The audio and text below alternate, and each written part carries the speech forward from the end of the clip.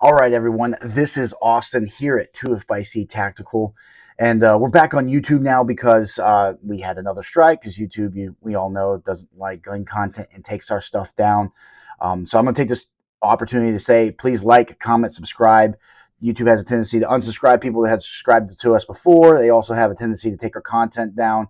That helps the channel grow, helps us continue to promote this content. Go over the Rumble, go over the Patreon, places that we can ensure against our content being removed. But today, I want to dive into the day that we finally have about the Supreme Court taking up the assault weapon ban, and I'm using that term loosely here, or the AR-15 semi-automatic firearm case. So let's dive right in.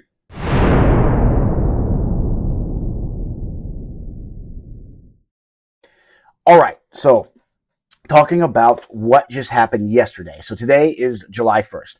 The reason why I didn't put this video out yesterday is because I wanted to read the orders list. I wanted to listen to a few other experts, and I also wanted to take some time to think about what this could mean broad, from a broad perspective, I should say.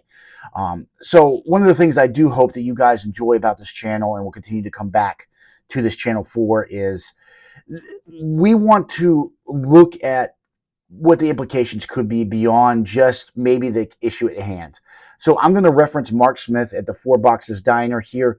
Excellent channel. If you have an opportunity to subscribe or listen to him, excellent legal opinions and legal views. And he is a member of the Supreme Court Bar Association. So therefore, he has a little bit of the insider baseball that can kind of help you understand how this process works behind the scenes. And he always says that there's two things that you're looking for out of a Supreme Court decision. First, of course, is do you win the case? Do you win or lose? That's a huge piece of it. The second piece, though, is how do you win? The reason why I think that's really important, and I agree with him, is the precedent that it sets. So in order to talk about what happened yesterday, we need to go back in time to 2022 at least. So if you think about 2022, the Bruin decision comes out, right? It sets that, I don't want to say sets, that's really the wrong word here. It confirms that, as you do with all other laws and amendments to the Constitution, you need to interpret it through the text, the history, and tradition of the moment that it was ratified and written, so that the founders or the original writers, whenever this particular piece of law that you're examining, put it into effect, how they would have understood it would have been interpreted, right? That is what the Supreme Court affirmed, that this is the proper test. We use it for most of our other amendments.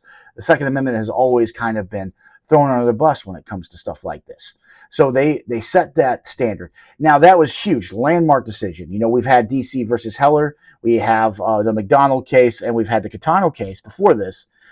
And then going all the way back in time in 1934, or 1936, excuse me, you had the Miller case and you had the Zazinski case.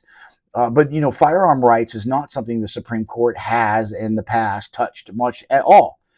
So to finally have this landmark decision in Bruin, kind of reaffirming and trying to button up what lower district appellates and circuit courts have been doing to kind of get around the Catano, Heller, and McDonald cases. It was trying to solidify the language there, and it certainly did. Now, that doesn't mean that we had an instant switch flip, right? That overnight all gun laws just went away. That's not how, unfortunately, the system works.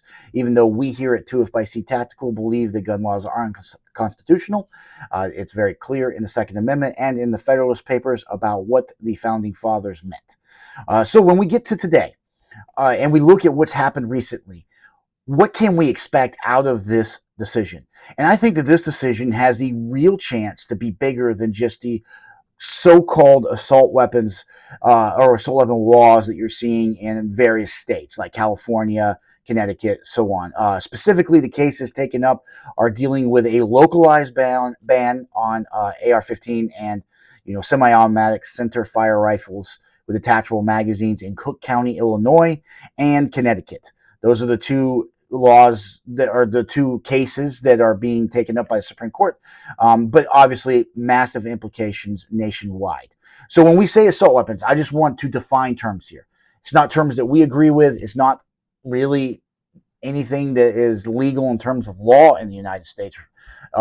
when it comes to what is an assault weapon, you attach a verb in front of a noun and just make it sound scarier. What we're talking about is semi-automatic firearms, specifically rifles and shotguns typically, that take detachable magazines and have more than one terrifying features to people who don't understand guns. That's what we're talking about here. Usually there's magazine bans attached to most of these laws. The Supreme Court is not taking that up specifically. They're holding over a magazine case in Duncan, which is out of the Ninth Circuit in California, and they're holding it over, which means it will probably be GVR'd, which just means that they're going to grant it, they're going to reverse the decision and mandate it back down to the lower courts to start all over. So it's probably going to be GVR back down after this case. But when I look at this case, and what I hope you get out of this channel is the extra step of critical thinking of like, what could we get? And real quick, before we dive into that, I do want to thank the channel sponsor, Patriot Mobile. They've been a huge sponsor of this channel. We really thank them. They have excellent, excellent service. That's what I use. That's what my wife uses. That's what several people I know use. So be sure to use the promo code down below, shall not, to get your first month free. I mean, we, for instance, slashed our mobile bill in half by moving away from Verizon. And that alone was worth the move. But even better, they use the same towers that Verizon and AT&T use. So you're not sacrificing service. You're just supporting those who support you. Big Second Amendment supporters. And guess what? When I call for help, it is an English-speaking person in America that can help me. And I get answered within like 5 minutes, tops. It's amazing how quick their customer service is. So please check them out. And again, support those who support us. But when we dive into this, let's think about here in Minnesota, for instance, what this could mean for us. So in Minnesota, we have seen this style of law, like we've seen in Virginia just passed, creep closer and closer and closer over the last several years. We saw it only fail by one vote in the House this year. And that is scary to think that one vote is the difference between you and I having rights and being able to exercise them, right? So that's something that we have been very cognizant of, and we're very, very nervous about here. So this is going to be of great help to us. And I do apologize. You can hear the dog in the back being a little whiny about that. But yes, this is something that could help preemptively strike against this. Now, from a Minnesota perspective, we do a lot of stuff on Minnesota here. Let's just be real.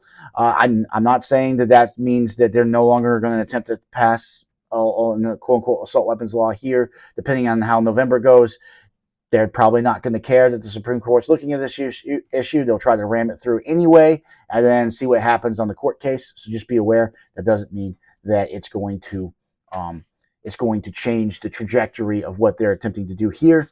However, I do think that this case more than likely is going to massively, massively reinforce the Quintana ruling and the Heller ruling on common use. And common use is something you hear a lot about on our channel and other channels, right? What is common use? Now, Quintana said over 170 or a little under 170,000, I believe, stun guns. That case dealt with stun gun ban in Massachusetts, meant that they were in common use and Massachusetts could not ban them. So if the bar is that 170,000, let's just say, there's a lot of things that fall underneath that. And I think that that's where this case is very interesting. Because if you look beyond quote-unquote assault weapons, AR-15s, AK-47s, that kind of stuff, just semi-automatic rifles, and you look at, say, suppressors with over 6 million of them in circulation, when you look at short-barreled rifles with, again, million plus in circulation, even short-barreled shotguns, high numbers, hundreds and hundreds and hundreds of thousands. So if you look at like what's really exciting about us here at 2FC Tactical, given what we do here, is machine guns. Machine guns could fall underneath this as well, because there's more than 786,000 machine guns available to civilian population legally through the National Firearms Act. So there could be large implications when we're trying to get, suppressors and short-barrel rifles and short-barreled shotguns off the National Firearms Act, like we're doing right now because of that $0 tax stamp. This ruling could put another feather in that cap, where it goes like, well, look, they're holding common use here. These things are beyond the common use. and common use negates the dangerous and unusual language that a lot of these lower courts are trying to use to ban certain things in Heller.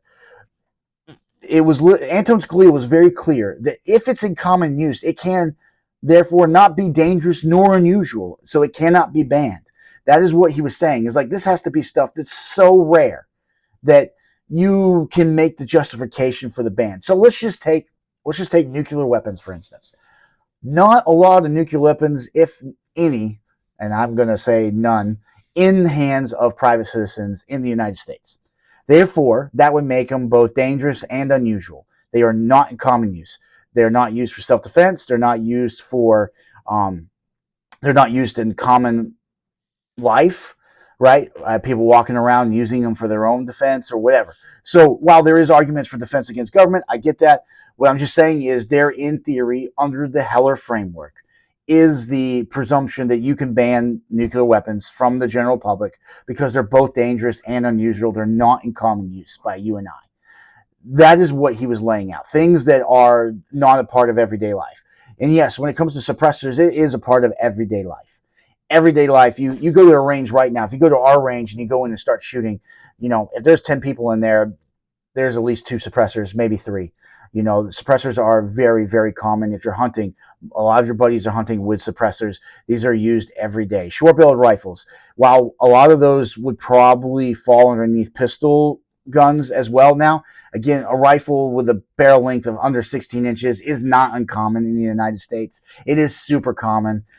Same with shotguns. There's a lot of shotguns like the Mossberg Shockwave, for instance, that falls underneath that 18-inch threshold for barrel length. It is not uncommon in the United States. And the ones that are registered on the NFA blow away stun guns in terms of the Katano standard. So yes, they're in common use. And machine guns, of course, we just addressed that. Over 786,000 machine guns.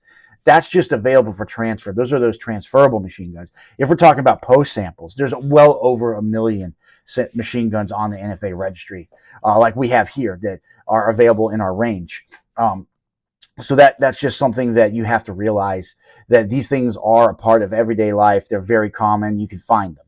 So that is what this case is exciting about. This is our hallelujah moment as gun owners. This is something that we've talked about a lot here at 2FBC Tactical. This is something that if you live in a state like Minnesota, you're just going like, why can't the Supreme Court answer this question once and for all? And in a way they did in the Heller case and in the Katano and in the Bruin. But what it is they need to just slap down some of these courts that are trying to go their own way and use whatever language they can find, whether it be footnotes or whatever in other of these rulings, to shoehorn in this ban. And that's where I think like the Worthington case is also helpful in this case, because Worthington, that just came out a couple days ago, that struck down the vampire law in Hawaii.